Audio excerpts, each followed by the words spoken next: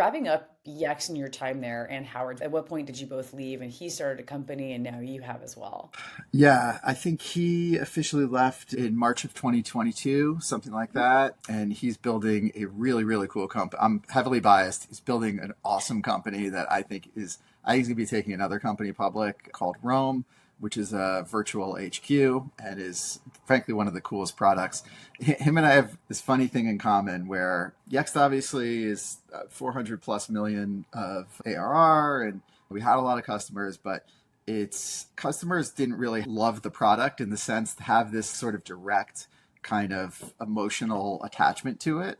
And I know he sees it from going to a bunch of his company events with Rome. And I think it's just Mm. like such a cool and fun thing. And I'm at an earlier stage with my new company, but we're starting to see it with some of our very early customers, which is fun. But so he 2022, and then I about a year and a half ago, fully stepped out of an operating role and off the X board. Got it. And then did you leave knowing that you would start something new and what that would be, or did you take some time off to figure it out? I promised my wife and told everyone, whatever I do, I'm not starting a company, and no one who knows me well believed me.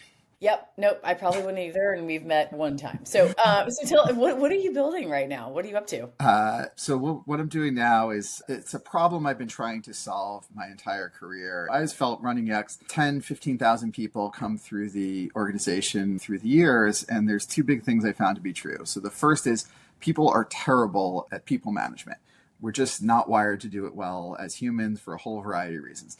The other thing that tends to be true is that the people that drive the majority of value for an organization tend to be the people that are great at what they do, not necessarily the people that are great at classic professional management.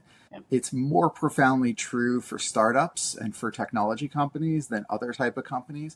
And I think it's going to be more profoundly true in the future. The challenge around all of that, though, is as you grow a company and you build a company, and even as you move through your career and move through management, that's the path to making more money. And you have to do those things well to be successful. You accumulate what I think of as these management chores. These day-to-day things that you just have to do, such as performance reviews, collecting feedback, running one-on-ones and check-ins and stand-ups and all this kind of stuff. A lot of people that are great at what they do don't even like being managers because they have to do all this type of stuff. What we're doing at Windmill, what we talk about doing is building AI superpowers for managers. And so we're basically automating all of those management chores to free people up to focus on the things they really want to do and are really great at, but also allow individuals to be able to manage larger organizations directly. There's like classic management practice that you should have 6 to 8 direct reports. There's no like law of physics you're breaking if you have 12 direct reports. Like, why is that true? And I won't bore you with the whole reason it is the common thinking, but you hear people like Jensen that has 40 direct reports. I know Howard runs Rome this way where he has like 30 direct reports. Steve Jobs would talk about like how they don't have like middle professional managers. They have people that are domain experts, that are great at their craft, that are great at what they do. What we're building at Windmill is this tooling that makes it possible for people to run their companies a little different. What would be the sweet spot of company size? Like over 10 employees, 20?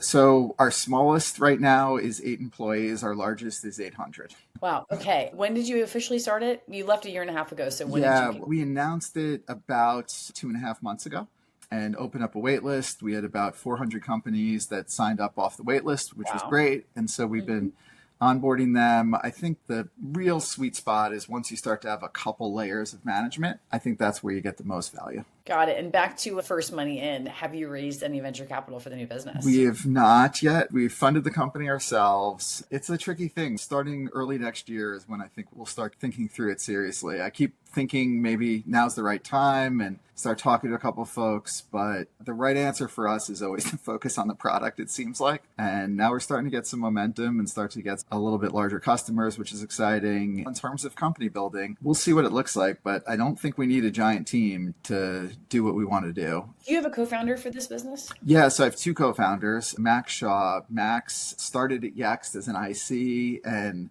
he left about a year before I did as our Yext global head of product. And he's just a brilliant product and engineering leader.